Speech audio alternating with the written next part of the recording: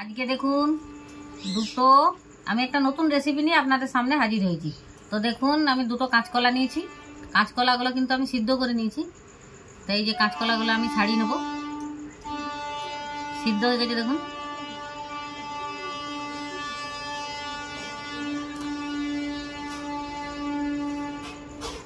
এইটা দিয়ে আজকে একটা নতুন রেসিপি বানিয়ে আপনাদেরকে দেখাচ্ছি।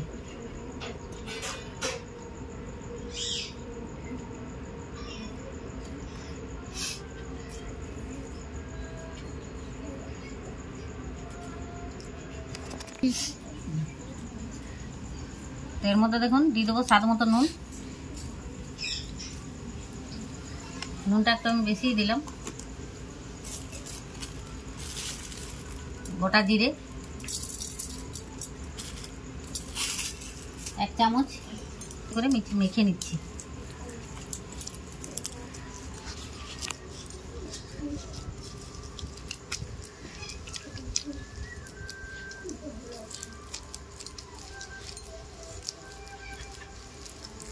কাঁচকলাটা মেখে নিয়েছি। এরপরে দিলাম দেখুন এই যে রুল ময়দাটা আমি মেখে নেব।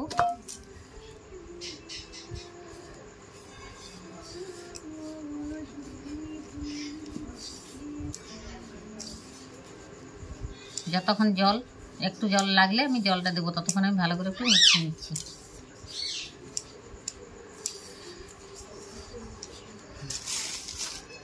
একটু হালকা জল দেবো।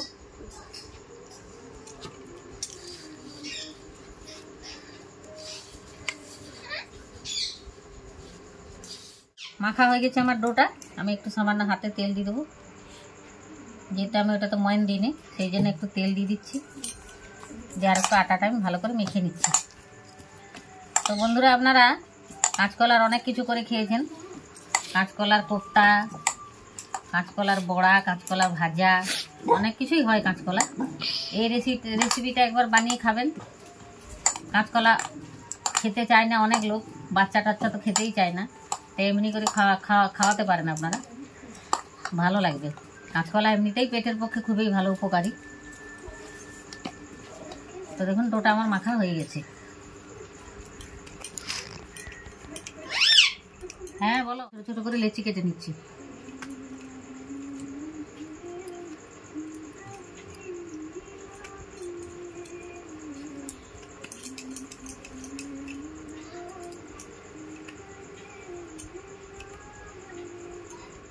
নিচ্ছি হালকা তেল দিয়ে, আমি একটু হালকা করে বেলে নেব।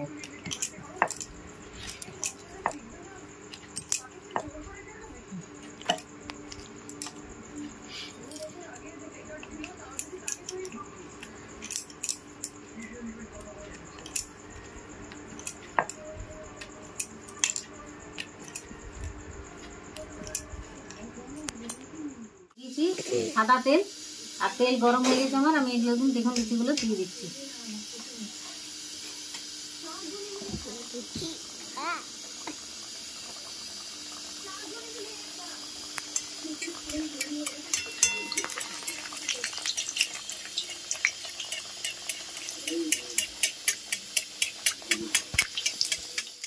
দেখুন কি সুন্দর লুচিগুলো ফুলে যাওয়া।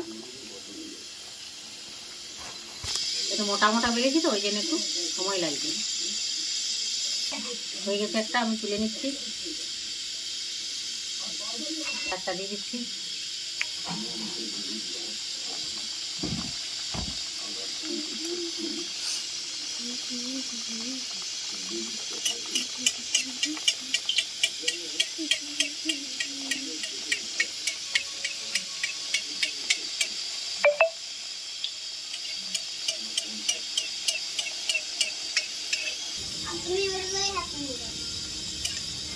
দেখুন কি সুন্দর ফুলছে।